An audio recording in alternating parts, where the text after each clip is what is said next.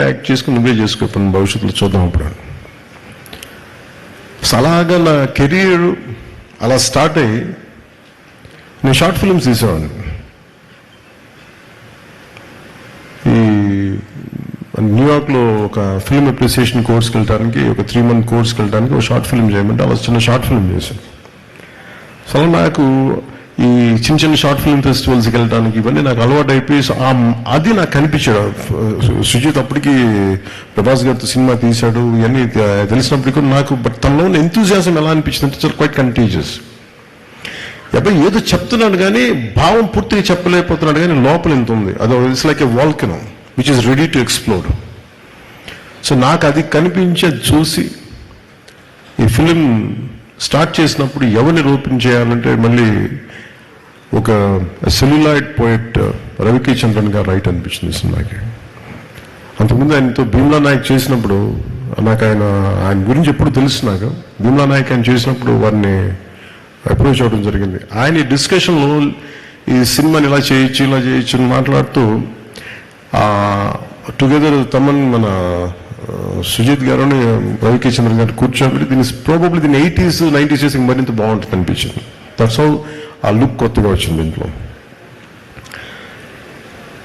అలాగే నాకు ఈ పర్టికులర్ ఫిల్మ్ సక్సెస్ సెలబ్రేషన్ చేసుకున్నారు ఆఫ్టర్ అంటే ఈ జానీ పెట్టగానే నేను చెప్పా అది ఆల్రెడీ ఫెయిల్ అయింది, దానికి మళ్ళీ ఒకవేళ తేడా పడితే మళ్ళీ నాకు తేడా నా భవిష్యత్తులో మొత్తం మూసేస్తున్నా భయం ఉండేది నాకు. ఒకసారి నమ్మి చేసేట నేను ఎప్పుడు భయపడలేదు సినిమా సక్సెస్ కానీ ఫెయిల్యూర్కి కానీ. ఈవెన్ రీసెంట్ హరిహర వీరమ్మలకు కూడా ఎప్పుడు బెస్ట్ ఇస్తాం. నేను ఎప్పుడు ఏం కోరుకుంటానంటే ఈ సినిమాని నాకంటే ఇంతమంది సింగర్స్ ఉన్నారు, డైరెక్షన్ టీం ఇంతమంది ఇంక్లూడింగ్ లిరిక్ రైటర్ లాంటి విశ్వ నాకు గోకులంలో సీత ఫంక్షన్కి అనుకుంటా కూర్చోబెట్టి నాకు ఇతని అబ్బాయి ఇంగ్లీష్లో చాలా పాటలు పాడతాడు, నాకు మైకేల్ జాక్సన్ చాలా ఇష్టం, అసలు నా బిల్లీ జీన్ పాట పాడతానంటే అతను కూర్చోబెట్టి పాడించాం ఆ రోజున. సో అలాంటి విశ్వ ఈ రోజున కూర్చోబెట్టే మంచి ఈ లిరిక్ రైటర్గా ఈ సినిమాకి ఇంత సక్సెస్ అందించడం అంటే నాకు ఒక ఆ జర్నీ తాలూకు గ్రోత్ అర్థమవుతూ ఉంటుంది. అంటే ఎక్కడో ప్రారంభమై మనందరం చిన్నగా ప్రారంభమై ఒక 2 decades తర్వాత హౌ డు వి ఎక్స్పాండ్, ఆ గ్రోత్ నాకు చాలా ఆనందాన్ని ఇచ్చింది. అలాగే ఈ సినిమాకి సంబంధించి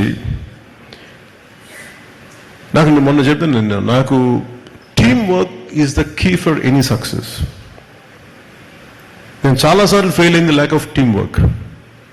నా ఎఫర్ట్స్ ఎప్పుడు తగ్గవు. నా ఎఫర్ట్స్ ఈ సినిమాకి ఎంత పెట్టాను అన్ని సినిమాలకి ఇంత పెట్టి ఒక ఇంచు కూడా ఇన్ఫాక్ట్ చెప్పాలని నాకు అంత బరువు ఇవ్వలేదు సుజిత్ ఈ సినిమా మేకింగ్లో. మిగతా సినిమాలు చేసినప్పుడు టన్నుల బరువు మీద వేసుకుని అంత పని చేసామండి. రిజల్ట్ అంటే మొత్తం ఒక టన్ను తవ్వితే పిసరంత రిజల్ట్ కనిపించేది.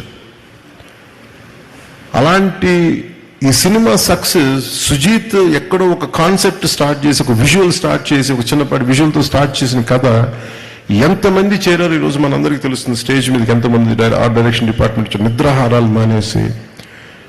అలాగే తమన్ అంటే brilliant piece of work. Thaman నాకు ఎలా తెలుసు అంటే మణిశర్మ గారి దగ్గరికి నేను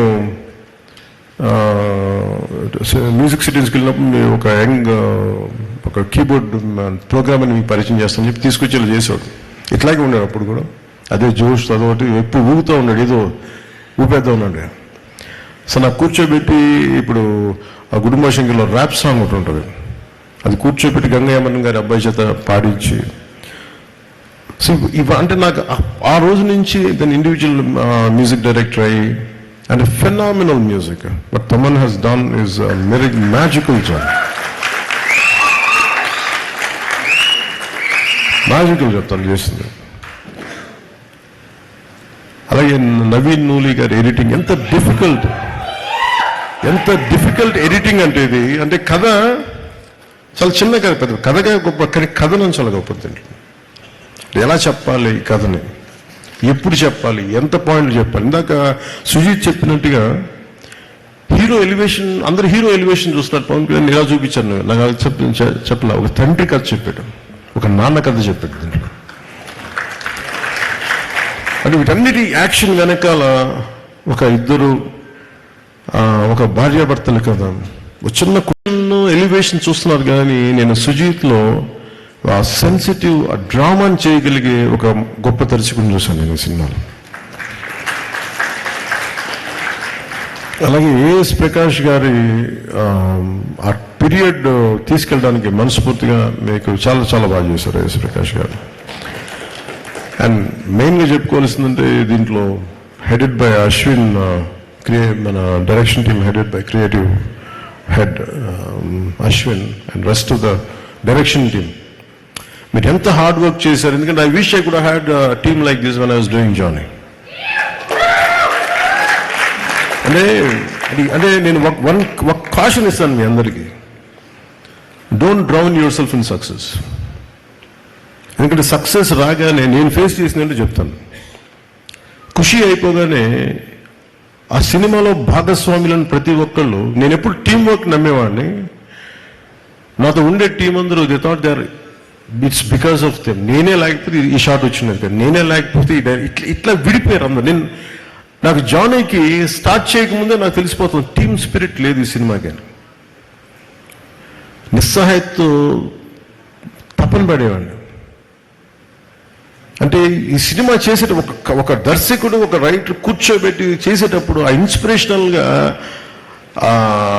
కథని తీసుకెళ్లేటప్పుడు ప్రతి ఒక్కరి పక్కనే ఉండాలి. ఇంకా బాగా చేయగలం, దీన్ని ఇలా చేద్దాం, ఈ చేద్దాం, ఇంకొంచెం ఇంప్రూవైజ్ చేద్దాం. లేదంటే ఆ డైరెక్టర్కి ఉన్న విజన్ని మిగతా వాళ్ళు కనుక వెనక్కి లాక్కుండా ఉంటే చాలు, he will take it forward.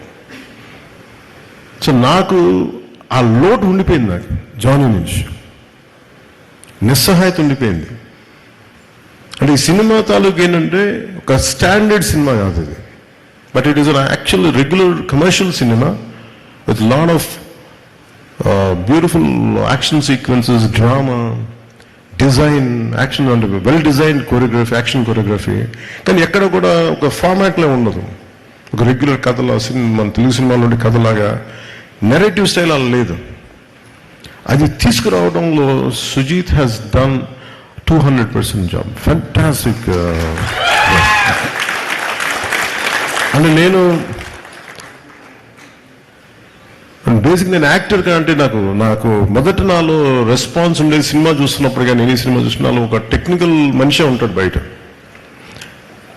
So నాకు యాక్టర్ కంటే ఫస్ట్ నాలో ఉండే ఈ టెక్నీషియనే ఉంటాడు ముందు. పాసిబిలిటీ ఉన్నప్పుడు చదువుతాను, పాసిబిలిటీ ఉన్నప్పుడు సినిమాలు చూస్తుంటాను. So I'm quite updated, I keep on updating my self. So అందుకు నాకు తమ్ముడిని మన సుజీత్ని చూస్తా ఉంటే what a brilliant young director అనిపించింది నాకు. వాట్ ఎ బ్రిలియంట్ గా. అంటే దాని కింద తను చెప్తా, నేను ఇది ఫస్ట్ నేను జానీ అని రాశానంటే అలా చెప్పుంటే సినిమా చేసేవాడిని కాదేమో నేను. ఎందుకంటే సక్సెస్తో అంటే నాకు కాకపోతే తను నాకు ఎక్కడో నా జీవితంలో ఒక చిన్నపాటి ఒక గిల్ట్ ఉంటుంది. ఏదో ఇంకొంచెం తప్పన పడి చేస్తుండాల్సింది, నేను ఇంకొంచెం అందరినీ నో చెప్పి చేస్తుండాల్సింది అని ఎప్పుడో గిల్ట్ ఉంటుంది నాకు. ఆ లోటుని సుజీత్ తీర్చాడు నాకు ఈరోజు.